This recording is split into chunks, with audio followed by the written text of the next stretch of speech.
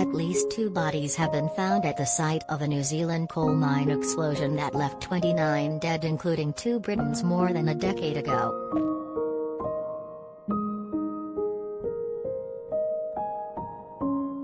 Police have located at least 2 bodies and possibly a third after a camera was sent down a newly dug hole at the Pike River mine on the west coast of New Zealand's South Island.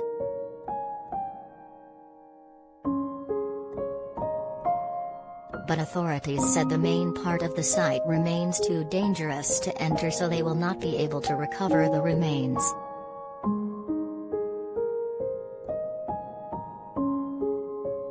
Police have been investigating the disaster for years, with some family members of the miners hoping they will eventually file criminal charges.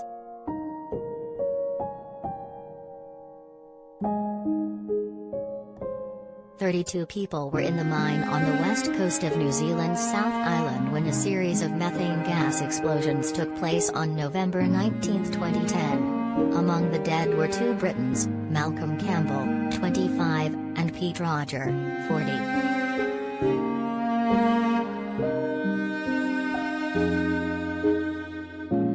Only 2 of the group managed to escape, staggering out of the mine more than an hour after the blast.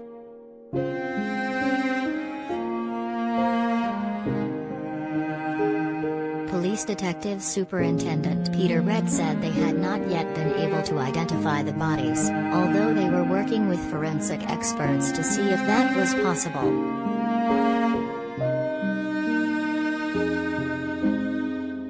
Red said the bodies were found at the far end of the mine, where methane levels remain high.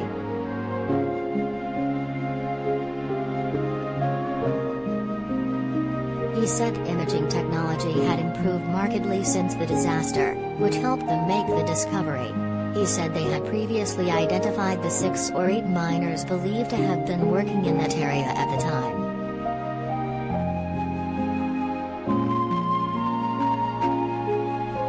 This is only 2 days away from the 11th anniversary of the mine explosion, and we'd like to acknowledge the families of all the men, Reed said. It's a really stark reminder of the pain and the loss.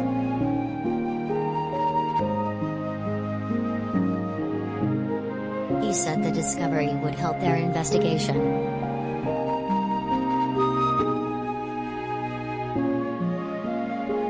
Reed said police wouldn't be releasing the images out of respect to the families and declined to describe the conditions of the bodies.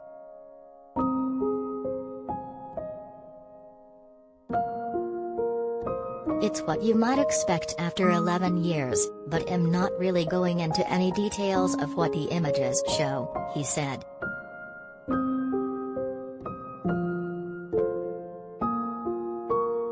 Anna Osborne, whose husband Milton was killed in the explosion, said she'd been preparing for the 11th anniversary and was initially shocked by the announcement.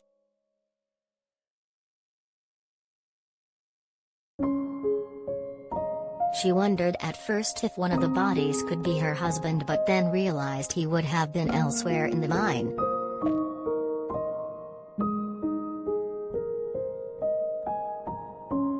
She said she felt some pride because the families had pushed hard for authorities to re-enter a safer part of the mine, sealed off following the disaster in 2010, which they had finally done in 2019.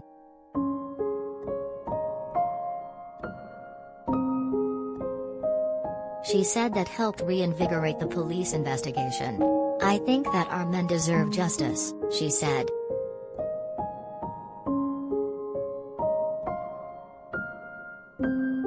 Osborne said it was unfortunate the bodies could not be retrieved.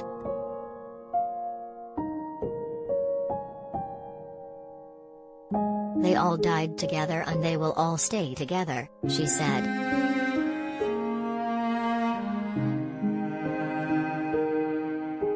The workers were presumed dead after a series of methane explosions around the mine's entrance, 5,000 feet away from where they were working, trapped them underground.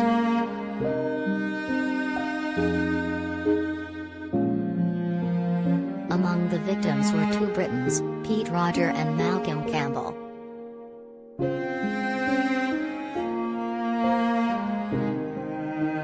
Daniel's father said after the disaster his son served an apprenticeship at a five-paper mill before emigrating to Australia in 2007, where he worked as a miner.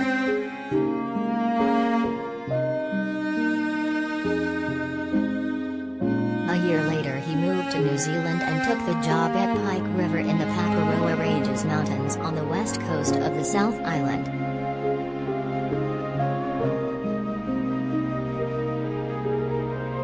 The other Briton trapped is Pete Roger, 40, from Perthshire. The former grammar school pupil moved to New Zealand 2 years ago to be near to his mother and sister, who emigrated many years ago.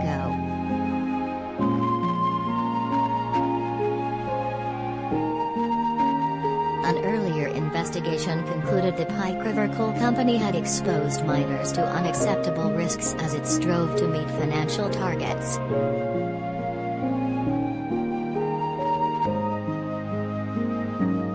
The report found the company ignored 21 warnings that methane gas had accumulated to explosive levels before the disaster and that there were not enough inspectors to keep up with their workload at the time.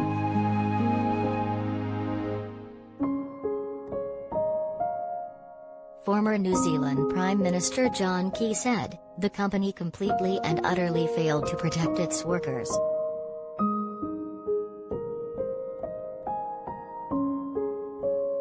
The company, which went bankrupt, did not contest labor violation charges against it.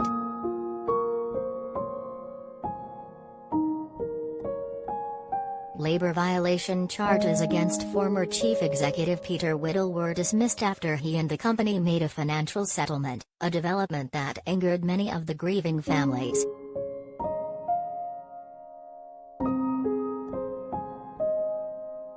New Zealand's Supreme Court later ruled the settlement was unlawful.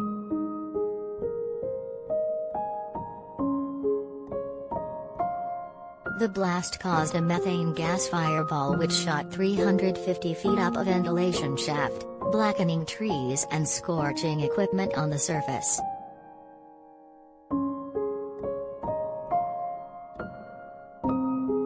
The two survivors stumbled out of the mine an hour later. One of the survivors, Russell Smith, was an hour late for work and so was not deep in the mine with those who died.